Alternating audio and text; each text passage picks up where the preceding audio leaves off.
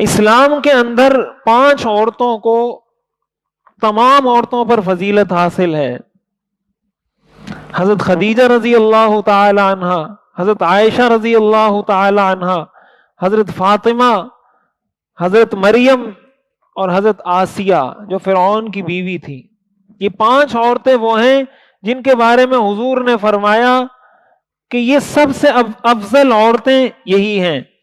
حدیث شریف میں آتا ہے حضور علیہ الصلوۃ والسلام نے ارشاد فرمایا کمل من الرجال کثیر ولم یکمل من النساء الا 4. مردوں میں تو بہت سارے لوگ کمال کو پہنچے ہیں لیکن عورتوں میں 4 لوگ کمال کو پہنچے ہیں. مریم بنت عمران، مریم بنت عمران جو حضرت عیسیٰ کی والدہ ہیں. آسیہ امرأۃ فرعون، فرعون کی بیوی حضرت آسیہ. خدیجہ بنت خویلد، حضرت خدیجہ. وفاطمہ بنت محمد، اور فاطمہ بنت محمد. اور پھر آپ نے فرمایا وفضل عائشہ علی النساء کفضل الثرید علی الطعام. حضرت عائشہ کی فضیلت تمام عورتوں پر ایسی ہے جس طرح سرید کو باقی کھانوں پر فضیلت حاصل ہے.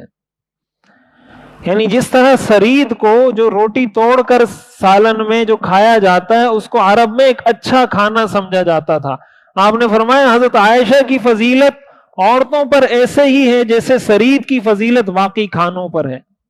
ان 5 عورتوں کو تمام عورتوں پر فضیلت حاصل ہے. ساری دنیا کی، اس امت کی اور باقی امت کی تمام عورتوں میں یہ 5 عورتیں سب سے افضل ہیں. اب ظاہر ہے یہ فضیلت بلا وجہ تو حاصل نہیں ہوئی. جن کے بارے میں حضور یہ فرما رہے ہیں کہ یہ کامل ہے، یہ عورت کامل ہے.